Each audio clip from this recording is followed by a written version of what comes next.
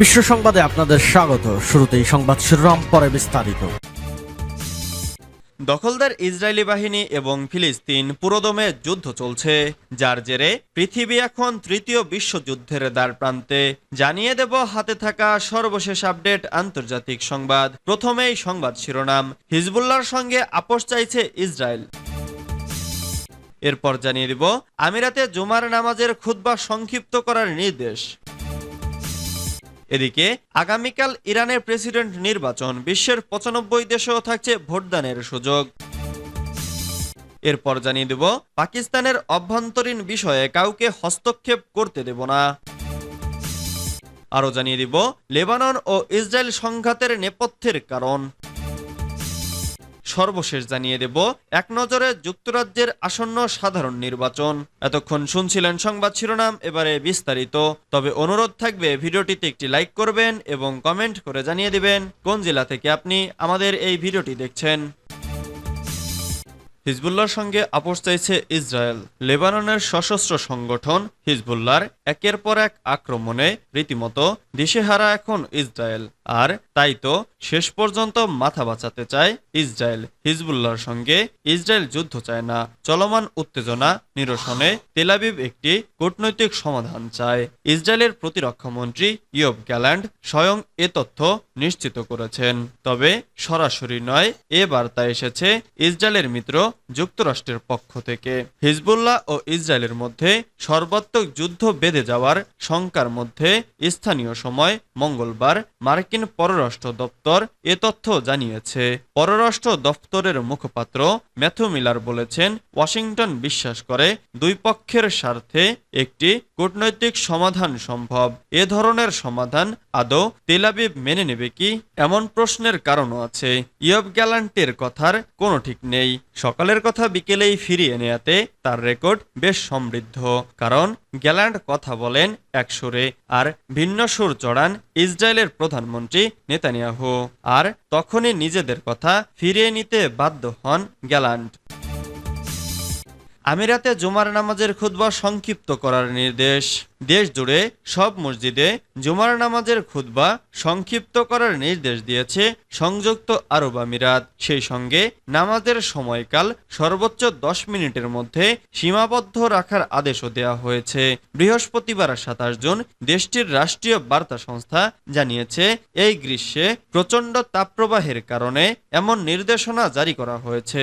British বার্তা সংস্থা Reuters এ খবর জানিয়েছে। বার্তা সংস্থাটি আরও জানিয়েছে, আমিরাতের general authority for Islamic affairs, endowment and জাকাতের দেওয়া এই নির্দেশ শুক্রবার থেকেই কার্যকর হবে, চলবে অক্টোবরের শেষ পর্যন্ত। এই গ্রীষ্মের প্রচণ্ড গরমে মসজিদে নামাজ পড়তে আসা মুসল্লিদের কষ্ট কমাতে ও সুরক্ষা নিশ্চিত করতে এমন সিদ্ধান্ত নেওয়া হয়েছে।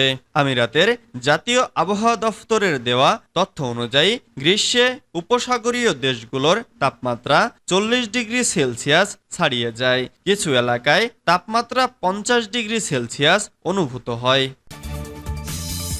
আগামীকাল ইরানের প্রেসিডেন্ট নির্বাচন, বিশ্বের 95 দেশেও থাকছে ভোটদানের সুযোগ। ইসলামী প্রজাতন্ত্র ইরানের অভিভাবক পরিষদের মুখপাত্র আজ বৃহস্পতিবার ঘোষণা করেছেন, আগামীকাল বিশ্বের 95টি দেশে প্রেসিডেন্ট নির্বাচনের ভোট গ্রহণ করা হবে। ওই সব দেশে অবস্থানকারী ইরানি নাগরিকরা তাদের ভোটাধিকার প্রয়োগের সুযোগ পাবেন। এছাড়া দেশের অভ্যন্তরে 59,000 ভোট কেন্দ্রে উপস্থিত হয়ে ভোট দেওয়ার সুযোগ পাবেন ভোটারেরা। অভিভাবক পরিষদের মুখপাত্র হাদি তাহান নাজিফ বলেছেন, আগামীকাল সকাল 8টায় ভোট গ্রহণ শুরু হবে। স্বাভাবিক নিয়মে 10 ঘন্টা ভোট গ্রহণ করা হবে, তবে প্রয়োজনে ভোট গ্রহণের সময় বাড়ানো যাবে। বিদেশে যারা ভোট দেবেন তারাও একই নিয়মের মধ্যে পড়বেন। ইরানের সংবিধানের অভিভাবক পরিষদ প্রেসিডেন্ট নির্বাচনে প্রতিদ্বন্দ্বিতা করতে আগ্রহী 80 জনের রেকর্ড পর্যালোচনা করার পর সংবিধানের 115 নম্বর অনুচ্ছেদ অনুযায়ী 6 জনকে যোগ্য প্রার্থী হিসেবে ঘোষণা করে। এরপর এই 6 প্রার্থী ব্যাপক নির্বাচনী প্রচারণা চালান ও টেলিভিশন বিতর্কে অংশ নেন। তবে এরই মধ্যে 6 জন প্রার্থীর 2 জন অন্যদের প্রতি সমর্থন জানিয়ে নির্বাচনে অংশগ্রহণ থেকে সরে আসার ঘোষণা দিয়েছেন। পাকিস্তানের অভ্যন্তরীণ বিষয়ে কাউকে হস্তক্ষেপ করতে দেব না। মার্কিন প্রতিনিধি পরিষদের সাম্প্রতিক রেজুলেশনের আলোকে পাকিস্তানের পররাষ্ট্র নীতি নিয়ে আলোচনার জন্য জাতীয় পরিষদের বিশেষ অধিবেশন আহ্বান করেছেন দেশটির উপপ্রধানমন্ত্রী ও পররাষ্ট্রমন্ত্রী ইসহাক দার। তিনি দৃঢ়ভাবে বলেছেন, আমরা কাউকে আমাদের অভ্যন্তরীণ বিষয়ে হস্তক্ষেপ করার অধিকার দিতে পারি না। পাকিস্তান মার্কিন রেজুলেশনের বিষয়টি বিবেচনা করেছে এবং অবশ্যই এটির প্রক্রিয়া জানাবে। বৃহস্পতিবার দেশটির জাতীয় পরিষদে ইসহাক দার এসব কথা বলেন। পাকিস্তানের পররাষ্ট্র দপ্তর ইতোমধ্যেই মার্কিন প্রস্তাবের কার্যকর প্রক্রিয়া জানিয়েছে এবং ইসহাক দার পররাষ্ট্র দফতরের প্রতিক্রিয়া পড়ে এই অনুভূতির পুনরাবৃত্তি করেছেন। মার্কিন প্রতিনিধি পরিষদের প্রস্তাবের জবাবে পাকিস্তান 2-1 দিনের মধ্যে একটি প্রস্তাব আনবে বলেও ঘোষণা দেন তিনি নিশ্চিত করে বলেছেন, খসড়া রেজুলেশন প্রস্তুত এবং আমরা যুক্তরাষ্ট্রের রেজুলেশন নোট করেছি। আমরা অবশ্যই এর প্রতিক্রিয়া জানাবো।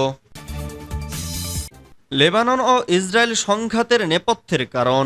লেবাননের সাথে ইসরায়েলের সংঘাতময় সম্পর্ক নতুন কিছু নয়। প্রায় 4 দশকেরও বেশি সময় ধরে এই দুই দেশের মধ্যে বিরাজ করছে সাপে নেউলে সম্পর্ক।